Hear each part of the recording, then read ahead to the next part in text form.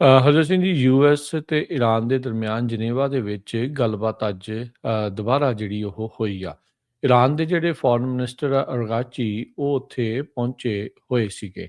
ਸੋ ਇਹਨਾਂ ਨੇ ਕਿਹਾ ਵੀ ਜਿਹੜੀ ਗੱਲਬਾਤ ਆ ਬੜੀ ਤੇਜ਼ੀ ਦੇ ਨਾਲ ਉੱਦਾਂ ਪੂਰੀ ਹੋ ਗਈ ਆ। ਤੇ ਅਲੀ ਵੈਜ਼ ਕਰਕੇ ਇੱਕ ਹੈਗੇ ਨੇ ਈਰਾਨ ਪ੍ਰੋਜੈਕਟ ਦੇ ਡਾਇਰੈਕਟਰ ਇੰਟਰਨੈਸ਼ਨਲ ਕ੍ਰਾਈਸਿਸ ਗਰੁੱਪ ਦੇ। ਉਹਨਾਂ ਨੇ ਕਿਹਾ ਵੀ ਇਹ ਜਿਹੜੀਆਂ ਗੱਲਬਾਤ ਆ ਟੋਟਲ ਹੀ ਖਤਮ ਹੋ ਜਾਣੀ ਸੀਗੀ।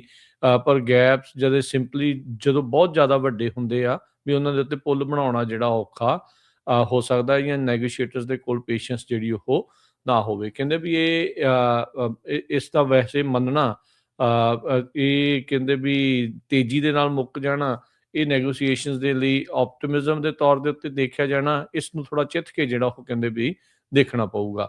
ਉਧਰ B2 ਬੰਬਰਸ ਦੇ ਨਾਲ ਜਦ ਹਮਲਾ ਕੀਤਾ ਸੀਗਾ ਈਰਾਨ ਦੇ ਉੱਤੇ ਹਰਜੋਤ ਸਿੰਘ ਜੀ, ਤਾਂ ਉਦੋਂ ਕਾਫੀ ਰੌਲਾ ਰੱਪਾ ਪਿਆ ਸੀ। 12 ਦਿਨ ਦੀ ਲੜਾਈ ਜਿੱਦਾਂ ਟਰੰਪ ਹੋਣਾ ਨੇ ਇਹਦਾ ਨਾਮ ਦਿੱਤਾ ਸੀ, 12 ਡੇ ਵਾਰ, ਵੀ ਉਹ ਉਦੋਂ ਖਤਮ ਹੋਈ ਸੀ ਜਦੋਂ ਇਜ਼ਰਾਈਲ ਤੇ ਈਰਾਨ ਦੇ ਦਰਮਿਆਨ ਇੱਕ ਦੂਜੇ ਦੇ ਉੱਤੇ ਹਮਲੇ ਜਿਹੜੇ ਉਹ ਕੀਤੇ ਜਾ ਰਹੇ ਸੀਗੇ। ਜਿਹੜੇ ਖਮੇਨੀ ਹੁਣੀ ਆ, ਉਹਨਾਂ ਨੇ ਈਰਾਨ 'ਚੋਂ ਬੈਠਿਆਂ ਆਪਣੇ ਭਾਸ਼ਣ ਦਿੱਤਾ ਤੇ ਉਹਨਾਂ ਨੇ ਕਿਹਾ ਵੀ ਜਿਹੜਾ US ਆ ਉਹ ਇੰਪੋਜੀਸ਼ਨ ਨਾ ਕਰੇ, ਵੀ ਆਪਣੀ ਜਿਹੜੀ ਮਨਮਰਜ਼ੀ ਜਿਹੜੀ ਸਾਡੇ ਉੱਤੇ ਜਿਹੜੀ ਨਾ ਥੋਪੀ ਜਿਹੜੀ ਉਹ ਜਾਵੇ। ਸੋ ਉਹਨਾਂ ਨੇ ਆਪਣੇ ਭਾਸ਼ਣ ਦੇ ਵਿੱਚ ਜਿਹੜਾ ਉਹ ਕਿਹਾ, ਕਹਿੰਦਾ ਵੀ ਟਰਮਸ ਜਿਹੜੀਆਂ ਹੈਗੀਆਂ ਆ ਉਹਦੇ ਹਿਸਾਬ ਦੇ ਨਾਲ ਹੀ ਗੱਲਬਾਤ ਜਿਹੜੀ ਉਹ ਹੋਣੀ ਜਿਹੜੀ ਉਹ ਚਾਹੀਦੀ ਆ। ਈਰਾਨ ਦੇ ਜਿਹੜੇ ਫੋਰਨ ਮਿਨਿਸਟਰ ਆ, ਉਹਨਾਂ ਨੇ ਇਹ ਬਿਆਨ ਦਿੱਤਾ ਵੀ path for deal has started.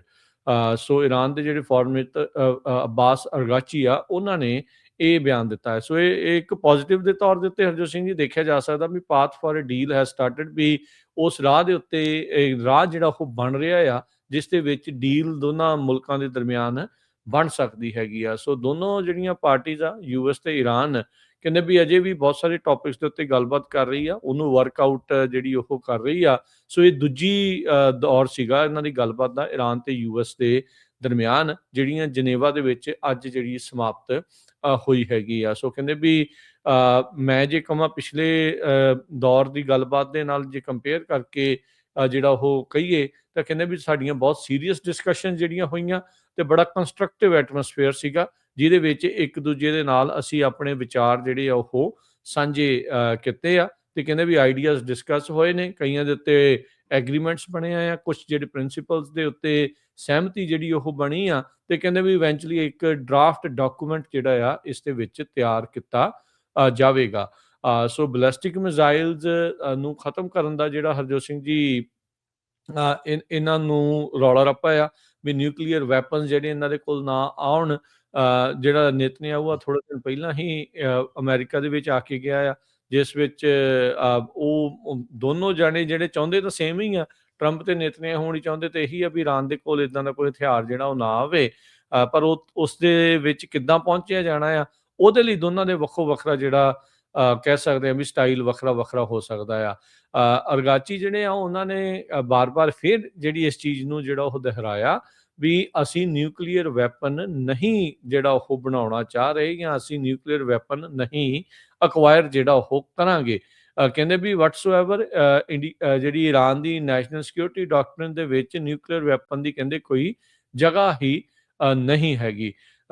ਜਿਹੜੇ ਅਬਾਸ ਅਰਗਾਚੀ ਆ, ਉਹਨਾਂ ਨੇ ਕਿਹਾ ਵੀ ਨਿਊਕਲੀਅਰ ਨਾਨ ਪ੍ਰੋਲੀਫਰੇਸ਼ਨ ਟ੍ਰੀਟੀ ਜਿਹੜੀ ਆ ਉਹਦੇ ਵਿੱਚ ਕਹਿੰਦੇ ਵੀ ਇਨਏਲੀਏਨੇਬਲ ਰਾਈਟ ਜਿਹੜਾ ਹੈਗਾ ਆ ਸਾਰੀਆਂ ਸਟੇਟਸ ਦਾ ਡਿਵੈਲਪ, ਰਿਸਰਚ ਤੇ ਪ੍ਰੋਡਿਊਸ ਕਰਨਾ ਨਿਊਕਲੀਅਰ ਵੈਪਨ ਦਾ, ਜਾਂ ਐਨਰਿਚਮੈਂਟ ਕਰਨਾ ਪੀਸਫੁਲ ਪਰਪਸਿਸ ਦੇ ਲਈ, ਉਸ ਨੂੰ ਐਕਸਪਲਿਸਿਟਲੀ ਰੈਕੋਗਨਾਈਜ਼ ਜਿਹੜਾ ਉਹ ਇਸ ਦੇ ਵਿੱਚ ਹੈਗਾ ਆ। ਸੋ ਕਹਿੰਦੇ ਵੀ ਨਿਊਕਲੀਅਰ ਵੈਪਨ ਵੀ ਨਹੀਂ ਰੱਖਣਾ, ਤੇ ਸਾਡੀ ਗੱਲਬਾਤ ਵੀ ਠੀਕ ਜਿਹੜੀ ਉਹ ਹੋ ਰਹੀ ਆ।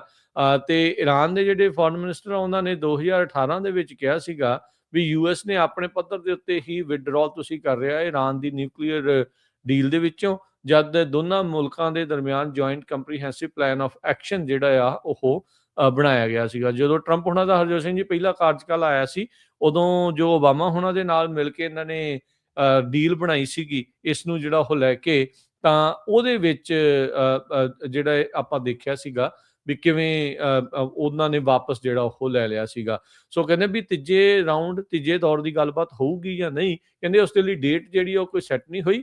ਤੇ ਦੋਨੋਂ ਹੀ ਮੁਲਕ ਆਪੋ ਆਪਣਾ ਇੱਕ ਡਰਾਫਟ ਟੈਕਸਟ ਜਿਹੜੇ ਪੋਟੈਂਸ਼ੀਅਲ ਡੀਲ ਦੇ ਲਈ ਅਗਲੀ ਵਾਰ ਹੋਣ ਤੋਂ ਪਹਿਲਾਂ ਜਿਹੜੀ ਉਹ ਤਿਆਰ ਕੀਤੀ ਜਾਊਗੀ, ਤੇ ਫਿਰ ਉਸ ਤੋਂ ਬਾਅਦ ਦੇ ਵਿੱਚ ਤਰੀਕ ਤੇ ਸਮਾਂ ਜਿਹੜਾ ਉਹ ਨਿਰਧਾਰਿਤ ਕੀਤਾ ਜਾਵੇਗਾ ਤੀਜੇ ਰਾਊਂਡ ਦੇ ਲਈ। ਤੇ ਅਰਗਾਚੀ ਹੁਣਾਂ ਨੇ ਨਾਲ ਉਹਦਾ ਇਹ ਕਿਹਾ ਵੀ ਯੂਐਸ ਇਹ ਜਿਹੜੀ ਧਮਕੀ ਬਾਰ-ਬਾਰ ਦਿੰਦਾ ਹੈ ਵੀ use of force the Iran ਦੇ ਉਲਟ ਉਸ ਨੂੰ ਜਿਹੜੀ ਧਮਕੀ ਦੇਣੀ ਉਹ ਬੰਦ ਕਰਨੀ ਚਾਹੀਦੀ ਆ। ਸੋ ਓਵਰਆਲ ਹਰਜੋਤ ਸਿੰਘ ਜੀ, ਦੋ ਦੌਰ ਦੀਆਂ ਗੱਲਬਾਤ ਈਰਾਨ ਦੇ ਨਾਲ ਹੋ ਚੁੱਕੀਆਂ ਆ। ਅਰਗਾਚੀ ਹੁਣਾਂ ਨੇ ਜਿਹੜਾ ਕਿਹਾ path for deal has started. So ਇਸ ਦੇ ਵਿੱਚ ਹੁਣ ਕਾਫੀ ਕੁਝ ਰੀਡ ਜਿਹੜਾ ਉਹ ਕੀਤਾ ਜਾ ਰਿਹਾ ਆ ਵੀ ਤਹਿਰਾਨ ਤੇ ਵਾਸ਼ਿੰਗਟਨ ਦੇ ਵਿੱਚ ਕੋਈ ਇਵੈਂਚੁਅਲੀ ਡੀਲ ਬਣਦੀ ਆ ਜਾਂ ਨਹੀਂ। ਤੇ ਇਹ ਜਿਹੜੀ ਇਹਨਾਂ ਨੇ ਗੱਲ ਆਖੀ ਆ ਵੀ ਅਰਗਾਚੀ ਹੁਣਾਂ ਨੇ ਵੀ ਤੀਜੇ ਰਾਊਂਡ ਦੀ ਗੱਲਬਾਤ ਹੋਊਗੀ, ਉਹਦਾ ਸਮਾਂ ਨਿਰਧਾਰਿਤ ਕਰਾਂਗੇ, ਪਰ ਇਹ ਆ ਵੀ ਪਹਿਲੋਂ ਟੈਕਸਟ ਜਿਹੜਾ ਆ ਡੀਲ ਦਾ ਉਹ ਤਿਆਰ ਜਿਹੜਾ ਉਹ ਕੀਤਾ ਜਾਵੇ। ਯੂਐਸ ਦੇ ਵੱਲੋਂ ਦੁਬਾਰਾ ਅਜੇ ਤੱਕ ਕੋਈ ਇਸ ਦੇ ਉੱਤੇ ਕੋਈ ਟਿੱਪਣੀ ਜਿਹੜੀ ਉਹ ਨਹੀਂ ਆਈ। ਸਾਰੀ ਇੱਕ ਤਰਫਾ ਜਿਹੜੀ ਗੱਲਬਾਤ ਸੁਣਨ ਨੂੰ ਜੋ ਮੀਡੀਆ ਦੇ ਵਿੱਚ ਮਿਲ ਰਹੀ ਆ ਉਹ ਈਰਾਨ ਦੇ ਜਿਹੜੇ ਫੋਰਨ ਮਿਨਿਸਟਰ ਅਰਗਾਚੀ ਹੁਣਾਂ ਦੇ ਬਿਆਨ ਹੀ ਦੇਖੇ ਗਏ ਹੈਗੇ ਆ। ਵਾਲ ਸਟਰੀਟ ਜਰਨਲ ਦੇ ਮੁਤਾਬਕ ਤਹਿਰਾਨ ਵਾਲੇ ਕਹਿ ਰਹੇ ਆ ਵੀ ਅਸੀਂ ਜੋ ਨਿਊਕਲੀਅਰ ਇਨਰਿਚਮੈਂਟ ਕਰ ਰਹੇ ਆ ਉਹਨੂੰ ਬੰਦ ਕਰ ਦਾਂਗੇ ਤੇ ਬਿਜ਼ਨਸ ਡੀਲ ਜਿਹੜੀ ਆ ਉਹ ਕਰਾਂਗੇ, ਪਰ ਨਾਲ ਦੀ ਨਾਲ ਉਹ ਆਪਣੀ ਜਿਹੜੀ ਮਿਲਟਰੀ ਪਾਵਰ ਆ ਉਸ ਦਾ ਵੀ ਜਿਹੜਾ ਸ਼ੋਅ ਕਰਨਾ ਚਾਹੁੰਦੇ ਹੈਗੇ, ਮਿਲਟਰੀ ਐਕਸਰਸਾਈਜ਼ ਖਾਸ ਕਰਕੇ ਜਿਹੜੀ ਸਟ੍ਰੈਟਜਿਕ ਸਟੇਟ ਆਫ ਹਾਰਮੋਜ਼ ਹੈਗੀ ਆ। ਇਸ ਤੋਂ ਬਿਨਾਂ ਜੇ ਈਰਾਨ ਦੇ ਨਾਲ ਲੱਗਦੀ ਇਜ਼ਰਾਈਲ ਦੀ ਗੱਲ ਕਰਦੇ ਜਾਈਏ, Indian prime minister Narendra Modi ਹੁਣੀ ਇਜ਼ਰਾਈਲ ਨੂੰ ਇਸ ਐਤਵਾਰ ਨੂੰ ਵਿਜ਼ਿਟ ਕਰਨ ਜਾ ਰਹੇ ਹੈਗੇ ਆ। ਉੱਥੇ ਇਜ਼ਰਾਈਲ ਦੇ ਪ੍ਰਾਈਮ ਮਿਨਿਸਟਰ ਨੇ ਇਹ ਦੱਸਿਆ।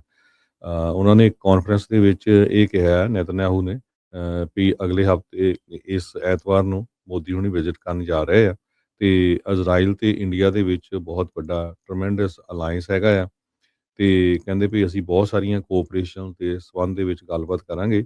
ਤੇ ਇੰਡੀਆ ਇੱਕ ਛੋਟੀ ਕੰਟਰੀ ਨਹੀਂ, ਬਹੁਤ ਵੱਡੀ ਕੰਟਰੀ ਆ ਜਿਹਦੇ ਕੋਲ 1.5 ਬਿਲੀਅਨ ਲੋਕ ਹੈਗੇ ਆ ਤੇ ਕਹਿੰਦੇ ਭਈ ਇੰਡੀਆ ਦੇ ਵਿੱਚ ਇਜ਼ਰਾਈਲ ਬਹੁਤ ਜ਼ਿਆਦਾ ਪੋਪੂਲਰ ਆ। ਮੋਦੀ ਇਜ਼ਰਾਈਲ ਦੇ ਵਿੱਚ ਪਹਿਲੀ ਵਾਰੀ 2017 ਚ ਗਏ ਸੀ ਤੇ ਨੇਤਨਯਾਹੂ ਨੇ ਕਿਹਾ ਸੀ ਵੀ ਅਗਲੇ ਸਾਲ ਉਹ ਵਿਜ਼ਿਟ ਕਰਨ ਜਾ ਰਹੇ ਹੈਗੇ ਆ। ਅਜੇ ਤੱਕ ਉਹਨਾਂ ਦੀ ਪਲਾਨ ਨਹੀਂ ਹੋਈ, ਪਰ ਮੋਦੀ ਹੁਣੀ ਜ਼ਰੂਰ ਇਸ ਐਤਵਾਰ ਇਜ਼ਰਾਈਲ ਜਾ ਰਹੇ। ਜੀ